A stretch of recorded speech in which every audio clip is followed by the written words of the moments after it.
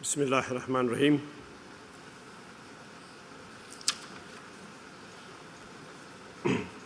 Honorable Chairman, distinguished gathering, Excellencies, ladies and gentlemen,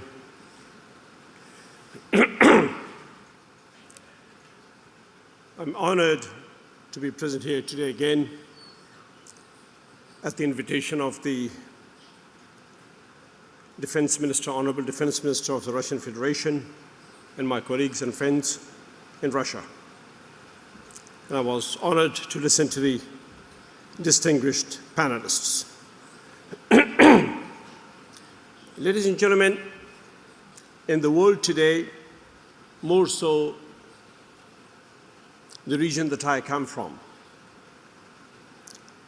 we seem to be caught in a deadly trap, a trap into which important regional players and world powers have got sucked in owing to short-sightedness and on account of the faith of some in the currency of power alone.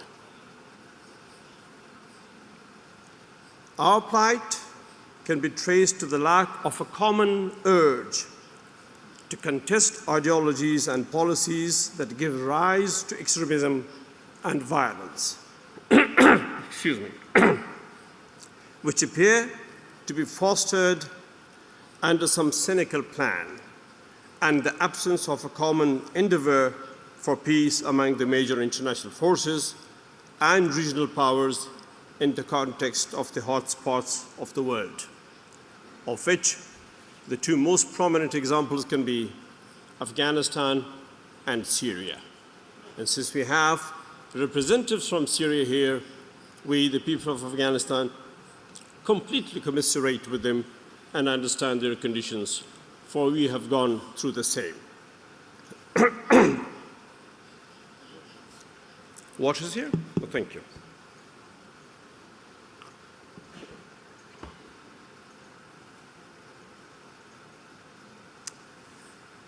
And of course, as I mentioned earlier, both Syria and Afghanistan are living proofs of this situation. What we need desperately is a roadmap for peace built on the basis of mutual cooperation so that the ongoing violence and long-term suffering of people is brought to an end and development given a chance. Great power assertiveness and the malign operation of their proxies must be ended at the earliest. Honorable guests, dear delegates, Afghanistan has perhaps become an even more complex place, seen through the prism of insecurity engendered on account of the use of religious extremism and terrorist violence than was the case before the intervention of US and NATO forces in Afghanistan.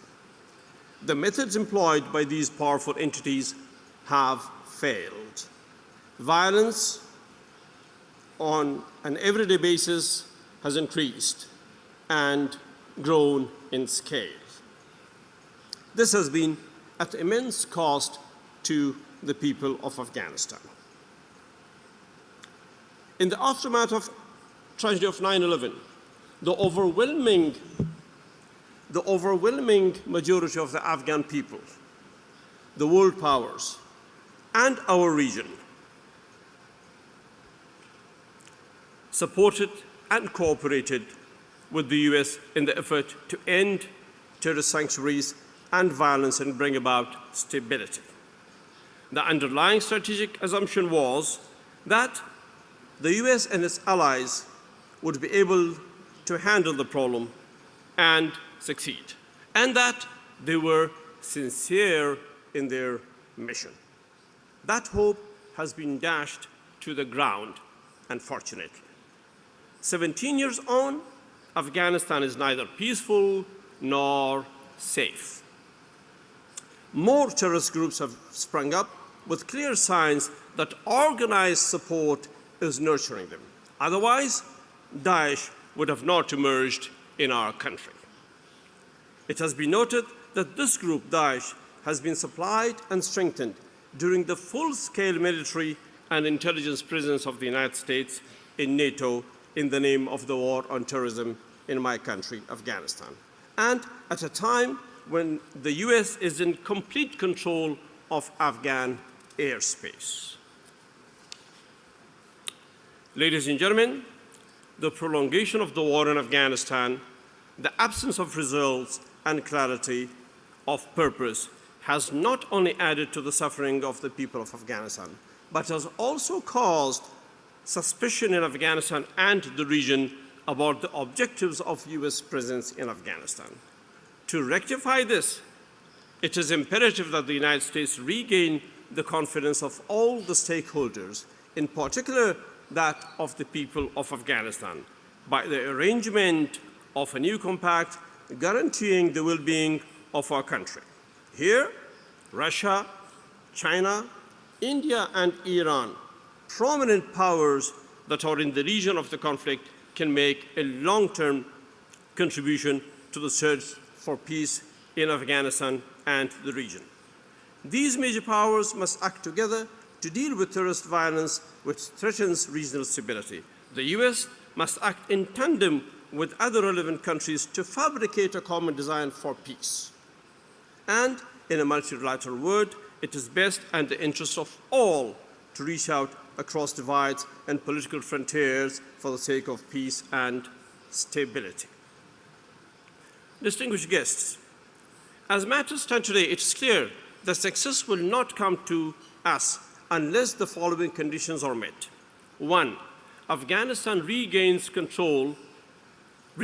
ownership of its own processes and has sovereignty over all its affairs, with particular emphasis on holding free and fair elections and convening of the traditional Afghan lawyer jirga on issues of national importance. And B, a new mechanism is developed through the collaboration of major international and regional actors so that Afghanistan once again is seen as a place for cooperation rather than confrontation, which unfortunately seems to be the case today. We do not want Afghanistan to turn into a war zone between the supporters of terrorism and those threatened by it. The people of my country do not want our land and territory to become a staging ground for any terrorist organization. The whole region will suffer if that happened. Time has come, therefore, for a compact that brings us all together with the common resolve to demonstrate cooperation in order to deal with the problem at hand. The US and Pakistan bear the greatest responsibility, of course, in taking meaningful steps toward peace. Decades of the use of extremism as an instrument of policy is at the root of our suffering. Pakistan, we hope, will finally recognize the danger and join hands with us in addressing all the issues. The government of Pakistan very much needs to do this for the sake of its own people, who have for years suffered the consequences of a short-sighted policy. I must add, ladies and gentlemen, that we, the people of Afghanistan, are profoundly grateful to our brothers and sisters, the people of Pakistan, for the decades of the warm hospitality that they have offered us with tremendous open-heartedness.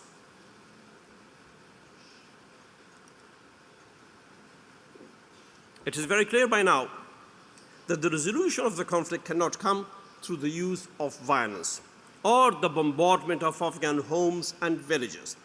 The idea of a military solution is no more unthinkable than ever before. Peace will come when the Afghans are truly in charge of the intra-Afghan dialogue and of the entire peace process. This can happen only when the US and Pakistan genuinely and sincerely support the efforts, and when other neighbors and concerned parties are on board and offer backing and facilitation where they can. Friends, fellow delegates, distinguished guests, permit me to recall a constructive period in Afghan history where the late King of Afghanistan, Zahir Shah, chose to cooperate with all and not join either bloc in the Cold War years. It was this policy which afforded both Washington and Moscow the opportunity to work for the development of Afghanistan at that time. During my own time in office, under difficult circumstances, when there was heavy US and NATO presence in Afghanistan, my government promoted and implemented a policy of friendship and partnership with major world powers, the region, and neighbors. This brought us considerable stability, benefits in reconstruction assistance. In this regard, we are thankful to the Russian Federation for reciprocating and for the assistance given to the Afghan people towards the education of our youth and the training and equipping of our security forces.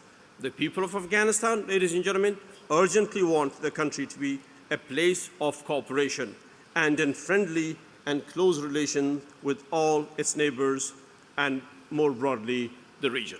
And I thank you very much for this occasion and for allowing me the opportunity to speak our mind on issues concerning Afghanistan and the region. Thank you very much. Thank you, sir.